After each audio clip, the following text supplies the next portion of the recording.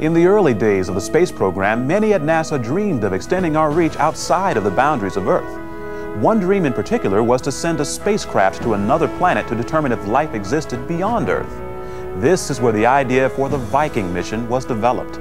This extraordinary mission was not only designed to land on the surface of Mars to do basic research, but to also perform scientific experiments to search for life on the Red Planet. Planning for the Viking project began on November 15, 1968, but the actual missions didn't launch until August and September of 1975 due to the complexity and challenge of the project. The mission included 2 identical spacecraft, each consisting of a planetary lander and an orbiter. Their primary mission objectives were to obtain high-resolution images of Mars, determine the composition of the Martian atmosphere and surface, and most importantly, to conclude if life existed. In the summer of 1976, both Viking spacecrafts arrived at their destination.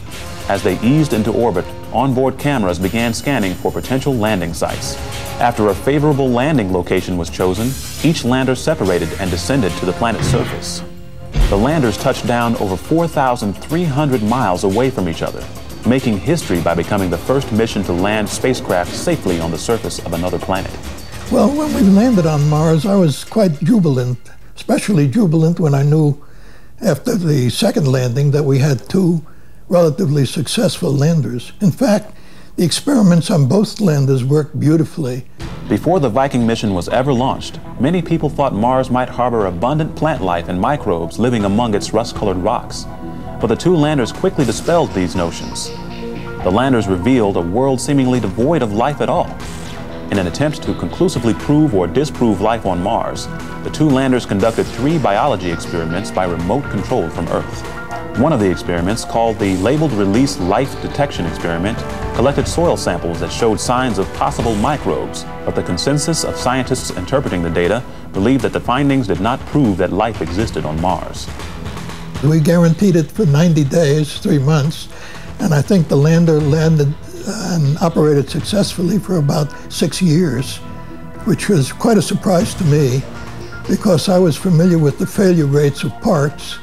And it turns out that once a few failed, as they did on the way to Mars, when we got to the surface, we were relatively lucky and had very few failures thereafter. Together, the 2 landers accumulated 4,500 up-close images of the Martian surface. They also collected more than 3 million weather-related measurements, including the first on-site observations of a global Martian dust storm.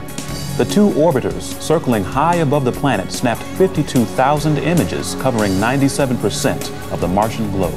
I was very thankful that I came to Langley. Those spacecraft were successful not because of me.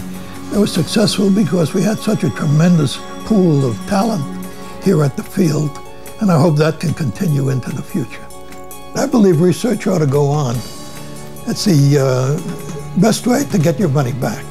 You can't spend too much for research. The data retrieved from the Viking mission exponentially increased our knowledge of Mars. Volcanoes, canyons, craters, and evidence of surface water for the first time became apparent from the orbiter images. The Viking mission proved to be one of the most successful missions in NASA history, forever changing our understanding of Mars.